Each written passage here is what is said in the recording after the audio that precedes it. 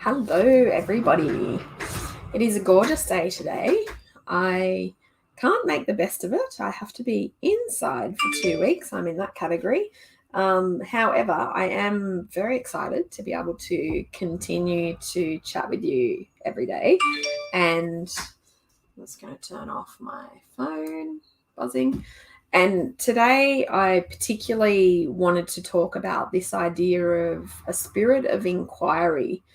And what I mean by a spirit of inquiry is that at the moment, I'm certainly seeing around me, I don't know how it's going around you, but I'm certainly seeing and feeling a lot of judgment from people. And not just about me personally, but just judgment in general about the situation that we're in, about people deciding that certain things are wrong and certain things are right, about people believing that they've done all the research, about people believing that their truth is the only truth, about all of these kinds of topics. I'm just seeing a lot of it happen around me. And I was just musing about it this morning, and I just had this impression that wouldn't it be interesting if we could engage with each other with this real spirit of inquiry instead of a spirit of judgment. And imagine if we could be asking each other questions like, how do you feel about that? Or what makes you think that? Or that's an interesting idea. Where did that come from? Imagine if we could connect with that kind of a dialogue and that kind of a respectfully engaging questioning process, which would then create this whole spirit of inquiry rather than a spirit of judgment or a spirit of fear or a spirit of needing to feel right.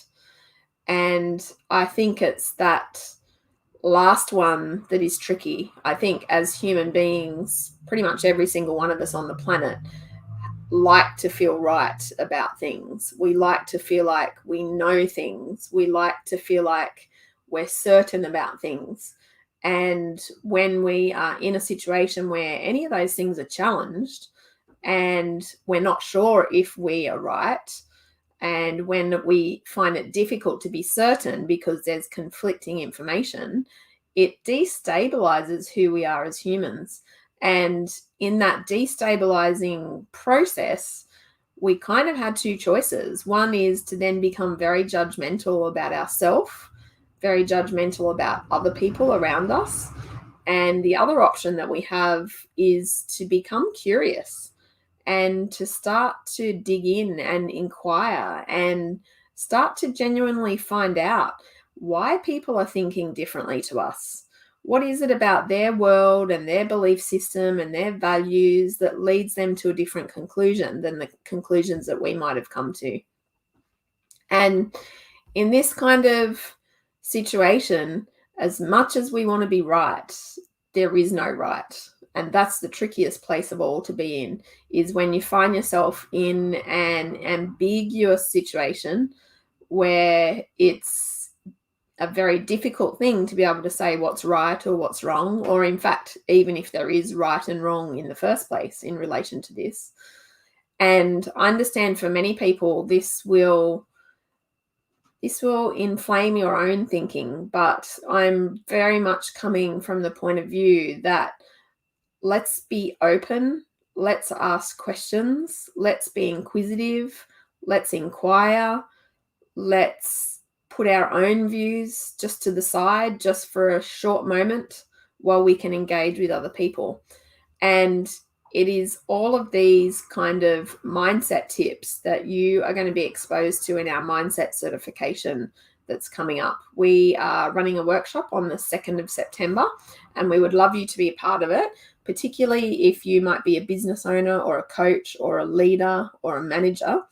We are really looking for people that work with behavior change in other people. And we want to be able to show you our 5-stage mindset model and how you can measure someone's mindset at the start and measure their mindset at the end. And we want to be able to welcome you into a group of people who are going to receive their mindset certification on the 2nd of September. So We look forward to seeing you there. And until then, let's inquire.